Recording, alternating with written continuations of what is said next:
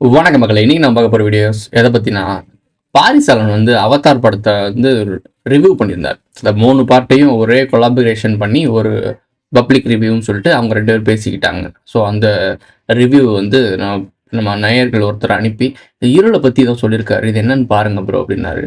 அது சரியா அப்படின்ற மாதிரி கேட்டிருந்தாரு.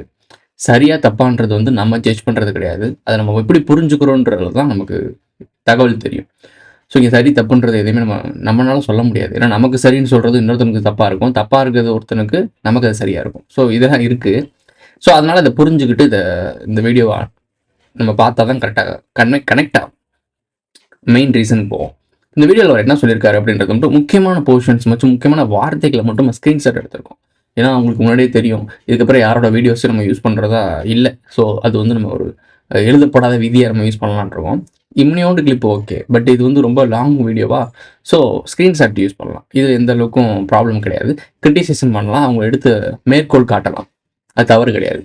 இவங்க சொல்ல வேண்டிய விஷயம் என்னென்னா, கருப்பு சிவப்பு டிஎம்கேவோட ஃப்ளாகை வச்சுட்டு தான் அந்த வில்லி குயின் வரால, ஸோ அவளை காட்டியிருக்காங்க. இந்த கருப்பு சிவப்புன்றது வந்து ஆசீர்வாதத்தை கனெக்ட் பண்ணி, இவங்களுக்கு இதை தவிர வேறு எதுவுமே தெரியாது, ஆசீர்வாதத்தை கனெக்ட் பண்ணி அந்த ஆசீர்வாதத்தில் அறியாமையை குறித்தது தான் இந்த கருப்பும் சிகப்பும் கருநீலம் அப்படின்றதெல்லாம் ஒரு உருட்டு ஓட்டுறாங்க, காளியோட கலர் அப்படின்றதெல்லாம் சொல்கிறாங்க. இவங்க சொல்கிறதுக்கும் அந்த கதை அம்சத்துக்கும் சிமிலராக கனெக்ஷன் இருக்க மாதிரி இருக்கும். நீங்களே ஆமாம்ல அப்படின்னு யோசிப்பீங்க. ஸோ அந்த லெவலுக்கு தான் போகும். பட் அப்படி யோசிக்கிறவங்களுக்கும் இன்னொரு பாயிண்ட் ஆஃப் வியூ இருக்குன்றது சொல்லணும்ல, அதுக்காக தான் இந்த வீடியோ. வாங்க வீடியோக்குள்ள போகலாம். சிந்தனை செய் மனமே, சிந்தனை செய் மனமே, செய்தால் தீவினை அகன்றிடுமே. ஸோ இது வரைக்கும் நீங்கள் பார்த்த வரைக்கும் அந்த கருப்பு சிவப்பு சாயம் வந்து அறியாமையை குறித்தது, மூடர்களும் முட்டாள்களும் மூளை வளர்ச்சி குன்றிய கூட்டம் அடிமைகள் அப்படின்ற மாதிரி தான் காட்டப்படும். அந்த குயின் வந்து கையில் இலுமினேட்டி சிம்பிள் வச்சுருப்பா, தலையில் சிவப்பு கருப்பு. நான் முன்னாடியே சொன்னேன், டிஎம்கே வந்து இன்டர்நேஷனல் அளவுக்கு ஜேம்ஸ் கேமரான் வரைக்கும் தெரியுமா அப்புறம்னா, இதில் பாரிசாலன் ஒரு இடத்துல சொல்லியிருப்பாப்புல, தமிழ்நாட்டு அரசியலும் தமிழர்களுடைய வரலாறும் அந்த ஐந்திணி கோட்பாடு இருக்குல்ல, இதெல்லாம் புரிஞ்சுக்கிட்டு தான் இவர் இந்த படம் எடுத்த மாதிரி இருக்குது அப்படின்ற சொல்கிறாரு. புரிஞ்சுக்கிட்டு தான் எடுத்த மாதிரிலாம் இல்லை, புரிஞ்சுக்கிட்டு தான் எடுத்திருக்கானுங்க. ஏன்னா இந்த ரகசியம் வந்து நீங்கள் தமிழர்கிட்ட இருந்தால் உலக வரலாறே போயிட்டு இருக்கு. ஸோ அப்போ அந்த உலகத்தில் எங்கேயோ இருந்த ஒரு நபராக இருந்தாலும் விஷயம் தெரிஞ்சுக்கிட்டான் அப்படின்னா, டீப் டெப்த்தாக விஷயத்தை தெரிஞ்சுக்கிட்டான்னா அவன் மூலாதாரத்தை தேடி வருவான். உலக வரலாறு தேடி போகிறவன், ஒரு சொல்லப்படாத ரகசியத்தை புரிஞ்சுக்கணும்னு நினைக்கிறவன் தேடி எங்கே போனாலும் சவுத் இந்தியாவுக்கு வந்து தான் ஆகணும். ஸோ குமரிக்கண்டம் இல்லை, அதனால் சவுத் இந்தியாவுக்கு தான் வரணும். ஸோ சவுத் இந்தியாவுக்கு வந்து இங்கே தான் அவனுக்கூட எல்லாத்துக்கான சொல்யூஷனும் கிடைக்கும். ஸோ உங்களுக்கே தெரியும், மைக்ரோசாஃப்ட் ஓனர், அப்புறம் இன்னொருத்தர் இருக்காப்புல இல்லை, இந்த ஆப்பிள் நிறுவன ஓனர் இருக்கார்ல, அவருமே இந்தியாவுக்கு வந்து துறவரம் அந்த மாதிரி ஆட்கள்லாம் பழகிட்டு போய் தான் அந்த கம்பெனியை வேறு லெவலில் கொடிகட்டி பார்க்குறாப்புல. ஆனால் இங்கேயே உள்ளூர்லேயே குண்டு சட்டை குதிரை ஓட்டுறவங்க எப்படிலாம் டம்மியாகவே இருக்காங்க. ஏன் டம்மியாக இருக்காங்கன்னா, புரிதல் அறியாமை. உண்மையான ரகசியங்கள்லாம் தெரிஞ்சுக்கிட்டவன் அதை உங்களுக்கு மறைச்சு திரிச்சு வேற மாதிரி சொல்லி உங்களை அந்த கட்டுப்பாட்டுக்குள்ளே வைக்க ட்ரை பண்ணுறான். ஸோ அப்படி செய்யப்படுறவங்களாம் இந்த கூட்டங்கள், இந்த தமிழ் தேசிய கூட்டங்கள், தமிழ் தேசியம்ன்ற சொல்லிக்கிட்டு போர்வைகளை ஒழிஞ்சிருக்க இந்த சவுத் இந்திய சங்கிகள். ஸோ இவங்க கொஞ்சம் டேஞ்சரான ஆள் தான். இந்த குயினை பற்றிலாம் பேசுகிறாங்க, இந்த குயினோட கண்ட்ரோலில் இருப்பாங்கன்னு சொல்லுவாங்க. அதில் எயினர்கள்னு ஒரு வார்த்தையை சொல்லுவாப்புல. இந்த எயினர்கள் வந்து பாலைவனத்தை சேர்ந்தவங்க. அந்த பாலைவனத்தை சேர்ந்த எயினர்கள் வந்து சோலைவனத்தை சேர்ந்தவங்கள்ட்ட கொஞ்சம் முரண்பாடு இருந்துச்சு. அந்த சோலைவனத்தில் இருந்தவங்களை பார்த்து காழ்ப்புணர்ச்சியில் பாலைவனத்தில் இருந்த மக்கள் இந்த குயின் ஒரு லீடர் வந்து உங்களுக்கு எதிர்த்த ஒரு கருத்து சொல்லும் போது 2 பேரும் ஒன்றாயிக்குவாங்க, மெர்ஜ் பண்ணிப்பாங்க, சொந்த நாட்டுக்கும் சொந்த மக்களுக்கும் துரோகம் செய்வாங்கன்னு எயினர் குடின்னு சொல்லி சொல்கிறாரு. அதை கீழே நீங்கள் பார்த்தீங்கன்னா போதும். அதை பற்றி நம்ம சர்ச் பண்ணும்போது நிறைய தகவல்கள் வருது. உங்களுக்கு என்ன தகவல், நம்பகத்தன்மையான தகவல் இருக்குது, அந்த எயினர்கள் யார், எயினர் கூடி என்ன அப்படின்றத தேடி பாருங்கள். அதாவது வறண்ட மாநிலங்களில் வறண்ட இடங்களில் வாழ்ந்தவங்க, பாலைத்தனை இருக்குல்ல, அங்கே வாழ்ந்தவங்கள எயினர் குடின்னு சொல்கிறாங்க. அவங்க வந்து விவசாயத்தை ஏற்றுக்கிட்டவங்க பார்த்து கோவப்படுறாங்க அப்படின்னு சொல்கிறாங்க. காட்டை எரிச்சு தான் நாட்டை திருத்தினாங்க. அப்போது காட்டை எரிக்கும் போது காட்டில் வாழ்ந்த மக்கள் ஆப்வியஸ்லி சண்டை போட தானே செய்வாங்க. ஸோ இதுதான் நம்ம முன்னாடியே சொல்லியிருக்கோம், போர்கள்லாம் நடந்ததில்லை, விவசாயம் எதுக்கு கொண்டு வந்தான், அவன் வணிகம் பண்ணுறது தான் கொண்டு வந்தான். யோசிச்சு பாரு, நாகரிக டெம்பிள்னு கூட்டி வந்து நம்ம எங்களை கொண்டு நிறுத்திருக்காங்கன்னு தெரியுதா? காட்டுக்குள்ளே நிம்மதியாக வாழ்ந்துட்டு இருந்த மக்களை காட்டப்பெல்லாம் அழிச்சு விவசாயம்ன்ற நாகரிக திருத்தி அது நிலத்தை ஆட்டையை போட்டு இது ஏன் நிலம் ஓ நிலம்னு சண்டை அங்கே தான் ஆரம்பிக்குது. இதை பற்றி நம்ம நிறைய இடத்துல பேசிட்டோம், திருப்பி இதை பற்றி இங்கே பேச வேணாம், இந்த வீடியோ பற்றி மட்டும் பேசுவோம். இன்னும் நிறைய தகவல் சொல்லியிருக்காரு. அது ஒவ்வொரு பாயிண்டாக பார்க்கும்போது உங்களுக்கு முழு வீடியோவை பார்க்கும்போது ஏதோ சொல்கிறாருன்னு தோணும். அதை எங்கே நிறுத்தணும், என்ன விஷயத்த சொல்கிறான்னு சொல்லிட்டு நிப்பாட்டி அதை யோசிக்கும் போது தான் எவ்வளோ கமுக்கமாக இந்த ஆள் பாரிவேந்தன் உள்ள இறக்குறாப்புலன்றது இவங்களால மட்டும்தான் அதெல்லாம் முடியும். குறிப்பாக அந்த நாவிகள் வந்து மனிதர்கள் தமிழர்கள் தான் அப்படின்னு சொல்கிறாரு. இங்கே நான் அட்ரஸ் பண்ண வேண்டிய விஷயம் 2 பாயிண்ட் ஆஃப் வியூ இருக்குது. அவன் டைரெக்டாக தமிழர்களுக்காக தமிழர்களுக்கு விஷயம் புரியணும், தமிழர்கள் தான் உலகத்தில் முதல் குடின்லாம் அவன் படம் எடுக்கவே மாட்டான். அங்கே தமிழர்கள்ன்ற இடத்துல முதல் குடின்னு நீங்கள் போயிட்டீங்கன்னா நாகர்கள் தான் வருவாங்க. ஸோ நாவீஸ்ன்ற பேர் வச்சுருக்கான காரணம் நாகர்களுக்கு தான். அதில் ஒரு சில இடங்களில் தமிழர்களாக, அதாவது பூர்வக்குடி மனிதர்களாக காட்டும், ஒரு சில இடங்களில் நாகர்களை காட்டும். இந்த 2 இடத்துல டிஃப்ரென்ஸ் பார்க்கணும். ஸோ அதனால தான் இந்த நான் அவதார் படத்தோட டீகோடிங் நான் பண்ணாமே இருந்தேன். ஏன் அப்படின்னா ஒரு சில இடங்களில் சின்ன இடங்களில் கூட கேரக்டர் சேஞ்ச் ஆகும். ஜேக் சல்லியன் இருக்காங்கல்ல, சல்லியன், இந்த வார்த்தையை நோட் பண்ணிக்கோங்க. சல்லி வாகனன், சல்லியன், இதெல்லாம் ரொம்ப முக்கியமான வார்த்தைகள். இப்போ கூட ரீசெண்டாக சல்லின்னு ஒரு படம், சல்லியர்கள்னு சொல்லிட்டு ஒரு படம் ரிலீஸ் ஆயிருக்கு. இந்த சல்லியை பற்றி நம்ம நோண்ட ஆரம்பிச்சோன்னே சல்லியர்னு ஒரு படம்லாம் ரிலீஸ் ஆகுது. அதை வச்சு ஒரு கான்ட்ரவர்சி கிரியேட் பண்ணுறானுங்க. இந்த வார்த்தை மேலே வராமல் இந்த வார்த்தையை சர்ச்சிங் கீழே கொண்டு வரானுங்க. இது வேற மாதிரி ஒரு மைண்ட் கேமு. சரி, இந்த விஷயங்களை வருவோம். ஜேக் சல்லி வந்து ஒரு சில இடங்களில் நாகர்களாகவும் ஒரு சில இடங்களில் மனிதர்களாகவும் ப்ரொஜெக்ஷன் பண்ணப்படும். ஸோ இதை நம்ம பார்க்குற பாயிண்ட் ஆஃப் வியூவில் தான் இருக்குது. இது எனக்கு பார்க்கும்போது கிட்டத்தட்ட புரியுது. இதை நான் கன்வே பண்ணும்போது கரெக்டாக கன்வே பண்ணணும். சின்ன பிசுறு தட்டினாலும் மொத்த ஸ்டோரியும் வேறு மாதிரி புரிஞ்சுக்க ட்ரை பண்ணுவாங்க. ஸோ அதுக்காக தான் நான் கொஞ்சம் பொறுமையாக இருக்கேன். இந்த படங்கள்லாம் திருப்பி அகைன் ஒரு டைம் ஆகிட்டேன், ஃப்ரீ டைமில் பார்த்துட்டு தான் இருக்கேன். எந்த விஷயத்தை எப்படி கொண்டு போகணுன்றத ஒரு ப்ரிப்பரேஷனுக்கு ஆயிக்கணும். ஏன்னா இது வந்து ரொம்ப முக்கியமான ஒரு தகவல். சின்ன ஒரு ஒரு முரண்பாடு கூட ஒட்டுமொத்த ஸ்டோரியே வேறு பக்கம் திருப்பிடும். அதாவது ஸ்டோரி வேறு பக்கம் புரிஞ்சுப்பீங்க. அதனால கொஞ்சம் கவனமாக பார்த்துட்டு இருக்கேன். இவர் என்ன சொல்கிறாரு அப்படின்னா, தமிழர்களுக்கு நடக்கிற அநீதியை தான் ஒரு படமாக எடுத்திருக்காரு ஜேம்ஸ் கேமரன். ஆமாம், தமிழர்களை வந்து விடுதலையிலேருந்து சங்கிலிருந்து எடுத்துகிட்டு வர்றதுக்காக வெள்ளைக்காரன் வந்து படம் எடுத்து கோடியில் போட்டு குறைக்கும். என்ன இது ஒரு தற்குறி. இந்த தற்குறி என்னன்னா, எதை எடுத்தாலும் அது தமிழ் பெருமையாக சேர்த்துரும். எதை எடுத்தாலும் அங்கே தமிழ் இருக்கும், தமிழ் பெருமை இருக்கும். தமிழ் பெருமையாக காட்டப்பட்டதுக்கு பின்னாடி இருந்த ஒரு கூட்டம் ஒளிஞ்சிருக்கும். அந்த கூட்ட பேர் மட்டும் வெளியே வராது. ஆனால் தமிழ் பெருமைன்னு இருக்க மக்கள், சாதாரண மக்கள் இருக்காங்கல்ல, இந்த பாமர மக்களுக்கு தமிழ் பெருமையை ஊட்டி இவங்க பெருமையிலே எருவம் வச்சுட்டு இருப்பாங்க. இவங்க என்னைக்கு பெருமையிலையும் இந்த வீரத்துலையும் சுற்றிட்டு இருக்கானோ அது வரைக்கும் தான் இந்த மாதிரி ஆட்களுக்கெல்லாம் வியாபாரம் பண்ண முடியும். ஸோ அதனால பெருமையை பேசிக்கிட்டே இருப்பாங்க, தமிழ் பெருமையை பேசிக்கிட்டே இருப்பாங்க.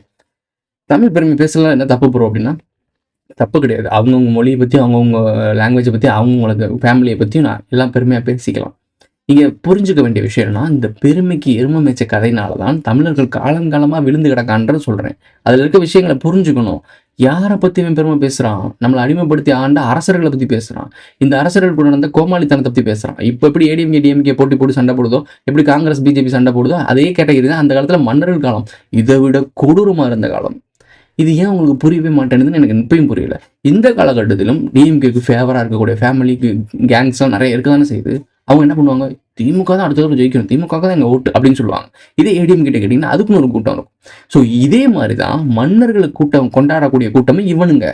உங்களுக்கு புரியுதா? மன்னர்களை கொண்டாடக்கூடிய கூட்டம் இவன் தான்.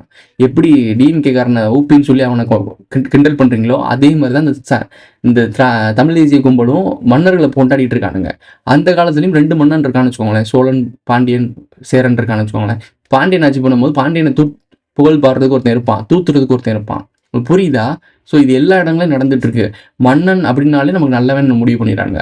அதே மாதிரி இலங்கை தமிழர்கள் அப்படின்னாலே அவங்க வந்து புனிதர்கள் மாதிரி ஆக்கிடுறீங்க. கிடையாது. இலங்கை தமிழர்கள் அடக்கப்பட்டாங்க, ஒடுக்கப்பட்டாங்க. ஒரு தலைவன் இருந்தால் தூய்மையான தலைவன், அதனால தான் அழிச்சிட்டாங்க.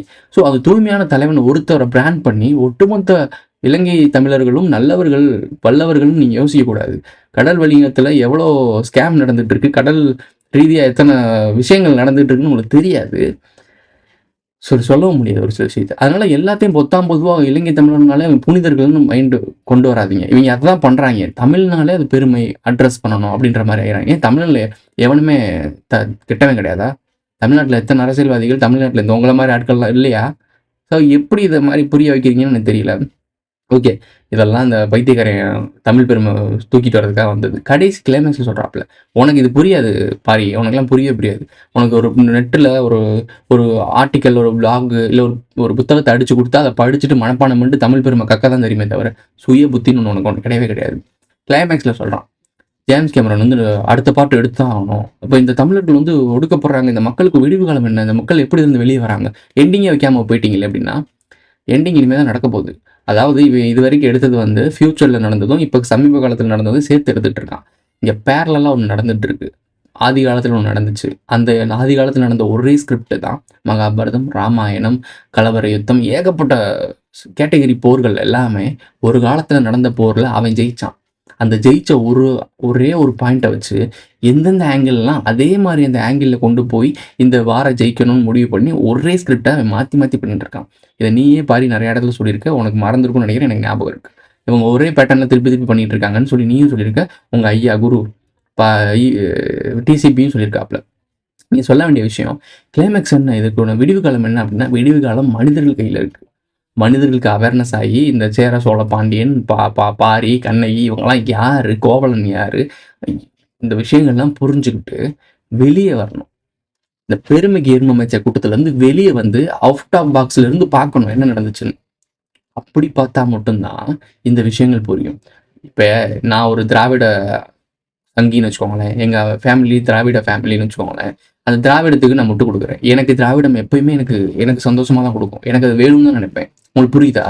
ஸோ இப்போ கூட சிவகார்த்தியன் போய் அவருக்கு எதுக்கு முட்டு கொடுக்குறாரு? அவருடைய சமூகத்தை எங்கன்னு கேட்டு பார்த்தீங்கன்னா உதயநிதி ஸ்டாலின் எல்லாம் ஒரே சமூகம்.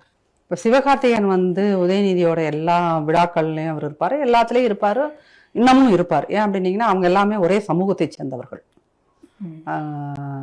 அந்த ஆந்திராலேருந்து வந்ததில் இவங்க எல்லாருமே ஒரே சமூக மக்கள். அதனால அவங்க வந்து அந்த இசைவேளார் குடும்பத்தை சேர்ந்தவங்கன்றதுனால எல்லாருமே ஒன்று மண்ணா தான் இருப்பாங்க. ஸோ அதுக்கு தான் பராசக்திக்கு கதறிட்டு இருக்காப்புல. Simple politics. இப்போது அதில் இருந்து எனக்கு ஆதாயம் வரனால எனக்கு அந்த கட்சி தேவை. இப்போ இதுவே நான் அப்படியே ஆப்போசிட்டில் இருக்கேன், ஏடிஎம்கேல இருக்கேன். ஏடிஎம்கேல இருந்தால் நான் இதை எதிர்ப்பேன், ஏடிஎம்கே வரும்போது ஏடிஎம்கேவை புகழ்வேன். ஸோ இப்போ ரெண்டுக்கும் வெளியே வரணும், அதுதான் அவுட் ஆஃப் பாக்ஸ்.